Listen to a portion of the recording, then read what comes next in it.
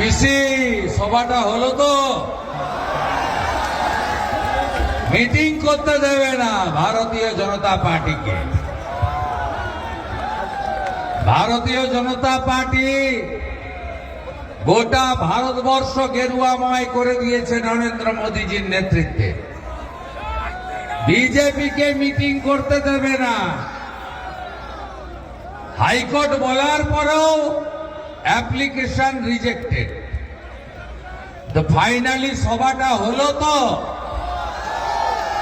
Mamata police সভাটা হলো তো? আর 4 মাস আছে ভাই, চিন্তা করবেন না। বড় বড় কথা, 6 ফুট লম্বা এখানকার মুখ্যমন্ত্রী হয়ে গেছে রহিম বক্সি।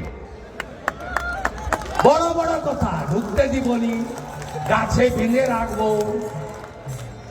পা ভেঙে দিব, মাথা গুড়িয়ে দেব, বাপের নাম যদি ঠিক থাকে কলম বাগানে আয়, দাঁড়িয়ে আছে।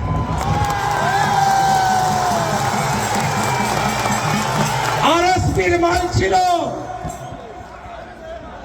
আইসিডিএস এর চাকরি বিক্রি করত, আর আমি এখানে তৃণমূলের অবজারভার যখন ছিলাম আমার গাড়ির দরজা খুলত। কেউ নেবে না। তৃণমূলের যারা এখানে নেতা ছিল, হামিদ ভাই থেকে শুরু করে, মালতীপুরের ইমদাদ ভাই থেকে শুরু করে, রফিকুল থেকে শুরু করে, কেউ নেবে না। বলছে মালটা চোর, দাদা একে নেবেন না। 1.5 বছর ধরে গাড়ির দরজা খোলে আর বন্ধ করে, যা বাহাতে একটা পতাকা ধরিয়ে। বড় বড় কথা।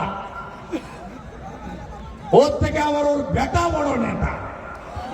আমি বলে গেলাম, আমি সিপিএম এর আমলে লক্ষণ শেঠকে হারানো, আর তৃণমূলের সূর্য যেদিন মধ্য গগনে, সেদিন নন্দীগ্রামে মমতা ব্যানার্জিকে হারানো লোক।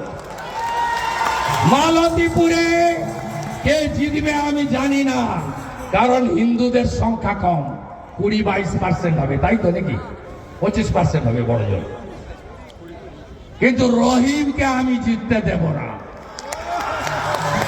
দেব না। আমি আপনাদের কথা দিয়ে গেলাম।